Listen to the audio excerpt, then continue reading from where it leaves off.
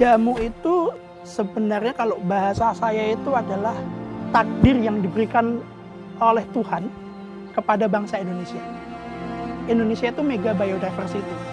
2/3 kekayaan hayati dunia itu ada di Indonesia. Karunia itu yang seharusnya bisa kemudian kita kembangkan, kita olah. Dan tradisi itu sudah ada sejak ribuan tahun yang lalu.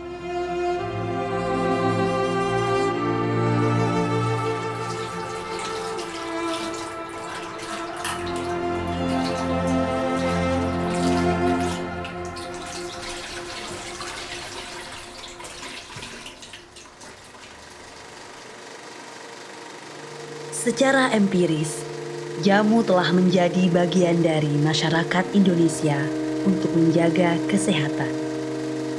Jamu adalah buah perjalanan sejarah peradaban Nusantara. Ukiran relief pada beberapa candi-candi di Indonesia merupakan sebuah bukti tradisi meracik jamu sudah ada sejak ribuan tahun lalu. Kekayaan alam Indonesia merupakan salah satu pilar utama budaya sehat jamu. Indonesia adalah mega biodiversity. 75% spesies tanaman di dunia berada di Indonesia. Kayanya alam membuat perkembangan jamu tidak hanya berpusat di Jawa, melainkan berada di seluruh penjuru Nusantara.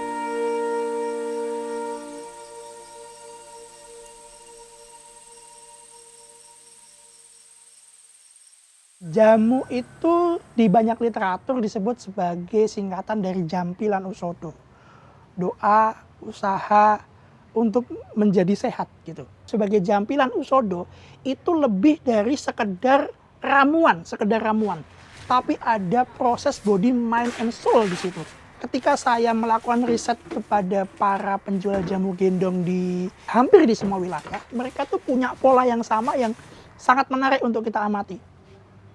Rata-rata penjual jamu itu bangun jam 2 pagi. Bangun jam 2 pagi, kemudian kalau yang muslim, ya dia akan memulai harinya dengan sholat tahajud. Mendoakan agar jamunya ini bisa membawa kesehatan bagi para pelanggannya.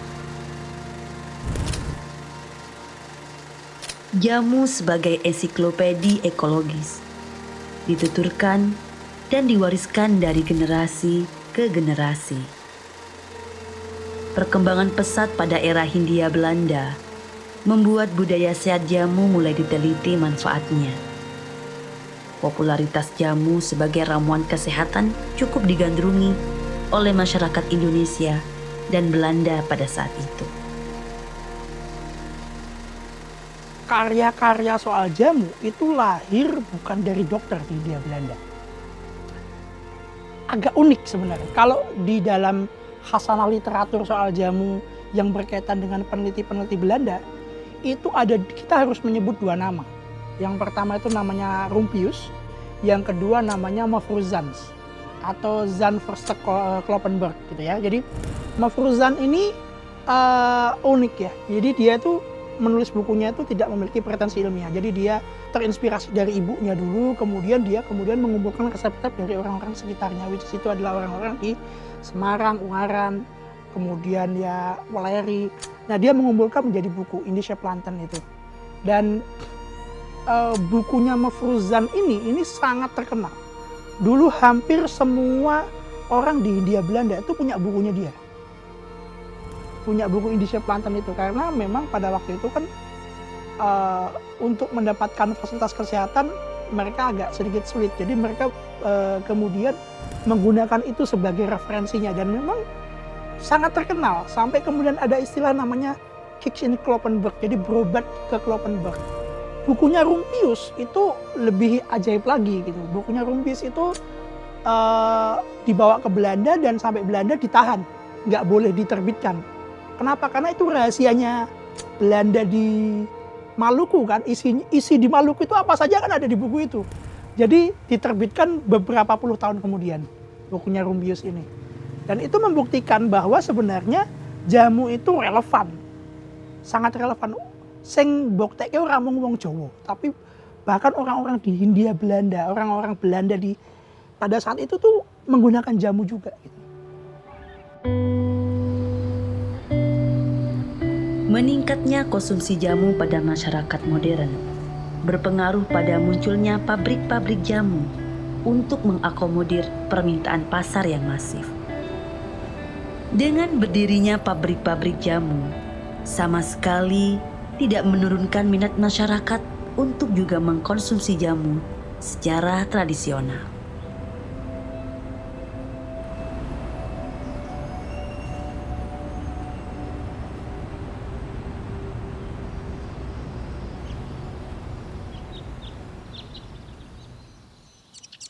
Salah satunya adalah Desa Kiringan, Yogyakarta. Produksi dan penyajian jamu di sini masih sangat tradisional, mulai dari pembuatan hingga penjualannya. Budaya jamu diwariskan secara turun-temurun oleh orang tua atau para pendahulu mereka. Berawal dari sosok yang bernama Bu Joparto, sekitar tahun 1950. Bu Joparto adalah seorang buruh batik di kota Yogyakarta yang bertemu dengan abdi dalam keraton dan diajari cara meracik jamu. Pengetahuan yang didapat disebarluaskan ke tempat tinggalnya, yakni Desa Kiringan. Setelah puluhan tahun berjalan, saat ini terdapat 130 penjual jamu di Desa Kiringan. Nama saya itu Sadilah. Saya lahir di Kiringan tahun 69. Terus saya jualan jamu itu sejak tahun 2011.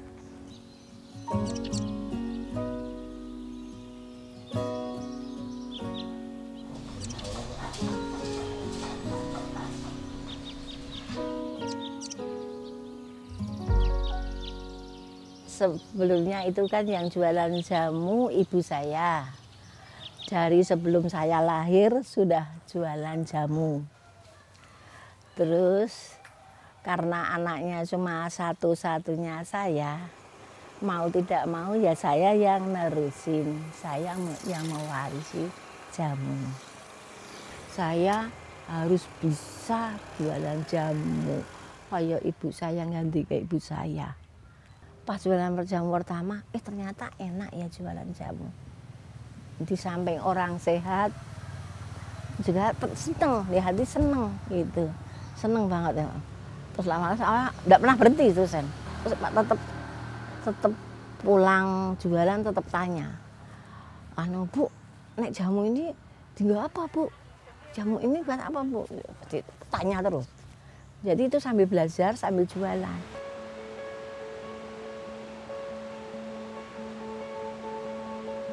Komunitas penjual jamu di Desa Kiringan secara kolektif aktif mencari inovasi bersama untuk mengenalkan Desa Kiringan sebagai sentra jamu. Komunitas desa diampu oleh Sutrisno yang sudah puluhan tahun konsisten terhadap pengembangan budaya sehat jamu.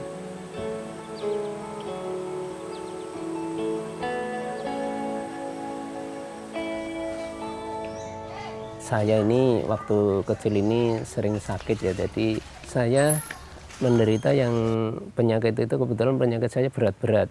Yang waktu kecil step, sudah SD itu kena malaria, setelah itu kena tifus, seperti itu masuk rumah sakit, itu sampai dengan SD saya sering masuk rumah sakit. Nah, terus SMP masih juga seperti itu, kadang seminggu di rumah sakit itu sering kali. Maka dari itu saya yang terakhir itu mendapatkan suntikan sehari 6 kali. Nah, 6 kali ini terus nanti obatnya 1 kantong plastik. Nah, tak pikir lama-kelamaan perutku jadi apotek nanti karena sudah suntikan, sudah minum obat. Terakhir saya kena penyakit kanker, Mas. Nah, kanker ada di pantat. Kalau nggak salah kelas 3 SMK, itu menjelang kuliah. Dan waktu itu sampai hari ini kan sudah lama banget. Nah itu kankernya termasuk ganas karena dulu sebesar pantat. Nah itu sekarang tinggal kecil. Jadi setiap hari alhamdulillah saya tetap minum jamu ya untuk antisipasi supaya kanker itu tidak berkembang kemana-mana. Kita bahas bersama-sama di sini supaya kita besok bisa untuk memberikan jamu kepada pasien kita ya di masing-masing kita jualan itu biar kita nanti bisa mengobati atau menambah imun dari orang-orang yang menjadi pasien kita bersama. Mari ya. Iya. Karena di sini sudah dibudidayakan, jadi semua jadi saling membutuhkan kan, saling butuhkan. Ini beli bahan ada, beli alat-alat juga buat jualan jamu juga ada, semua mendukung semua dari pemerintah pusat sampai daerah itu juga menyukai jamu di sini, jamu yang di sini. Soalnya siri kasih niki semua. Jadi gimana ya, orang luar juga pada suka minum jamu di sini. Saya jadi ikut seneng kan. Terus saya menyediakan jamu, menjajakan jamu, jadi jamu kiringan, oke, suka. Gitu. Di mana-mana kalau saya, Bu ini jamu dari mana? Dari Kiringan. Oh aku suka kalau dari Kiringan. Gitu. Jadi sini pikirannya seneng lah.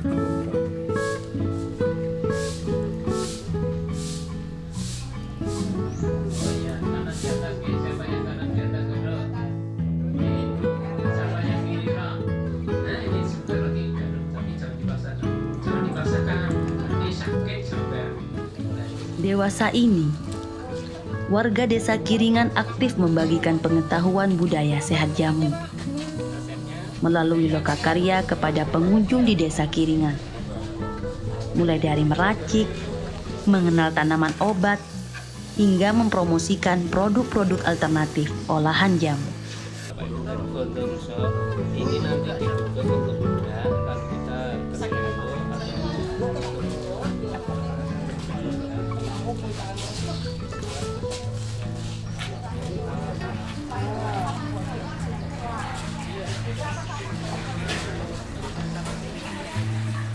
kami juga berinovasi untuk masyarakat di sini supaya anak-anak kecil pun mau minum jamu. Nah, inovasi di Kiringan bahwa di sini ada dari sirup jamu. Ya, sirup jamu itu kalau mau dibawa kemana itu bisa agak tahan lama. Terus nanti ada jamu instan. Jamu instan ini kurang lebih 8 bulanan. Terus juga nanti ada permen jamu, ada boba jamu, ada es krim jamu yang supaya anak-anak itu minum jamu tidak terasa minum jamu. Terus yang terakhir ini ada selai jamu.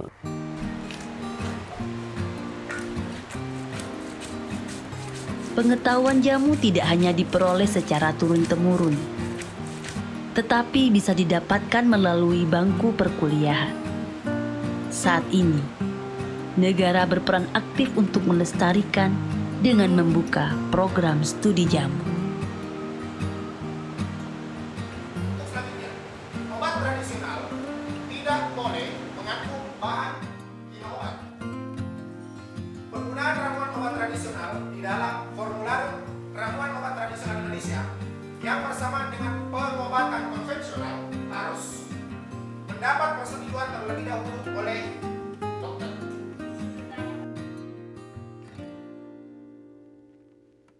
Apa sih yang dipelajari di jurusan jamu? Masyarakat tahunya kalau jamu ya jamu gendong begitu ya. Masa jamu gendong ada jurusan. Nah ini saya sampaikan bahwa kami jamu gendong itu hanya bagian kecil dari jamu yang potensinya sangat luar biasa. Jadi kita mempelajari jamu-jamu yang saat ini sudah mulai banyak diteliti, diilmiahkan. Gitu. Jadi dengan mempelajari yang tradisional ini kemudian dibawa ke ranah penelitian-penelitian, studi-studi ilmiah, akhirnya Justru jamu yang dipelajari di sini adalah jamu yang ilmiah, jamu yang bisa dibentuk berbagai macam sediaan. Mulai belajar mengenal tanaman obat, kemudian mengenal tanaman obat itu kandungannya apa, kemudian mengelola tanaman obat itu dikelola menjadi simplisia, kemudian diekstrak, bagaimana cara mengeluarkan fitokimia dari tanaman obat itu. Selanjutnya setelah diekstrak, ekstraknya keluar, lah ini dibentuk berbagai macam, selain untuk pengobatan sendiri, bermanfaat untuk peningkatan kebugaran, untuk membuat minuman-minuman jamu milenial, untuk makanan-makanan fungsional yang saat ini banyak disukai oleh anak-anak muda.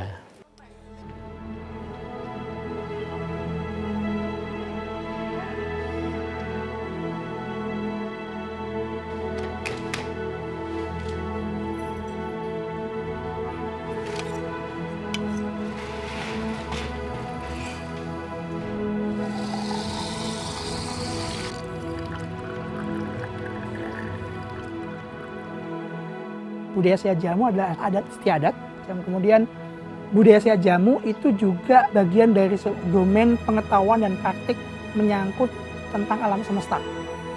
Kemudian budaya sehat jamu juga bisa masuk sebagai domain kerajinan dan tradisi. Jadi budaya sehat jamu adalah kebudayaan untuk hidup sehat.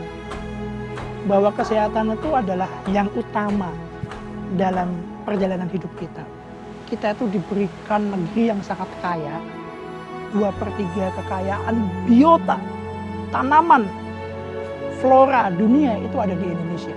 Indonesia itu mega biodiversity dan pemanfaatannya ini ya lewat jamu. Jadi buat saya jamu itu tanggung jawab yang harus terus kita lestarikan sebagai wujud kepercayaan kita pada Tuhan Yang Maha Esa.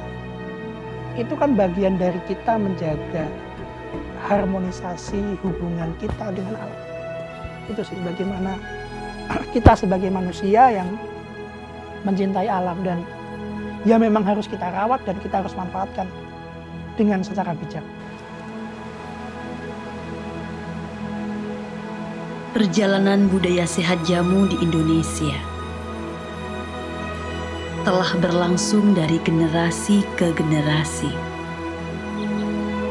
Jamu adalah sabda alam, menghargai dan menjaga alam semesta.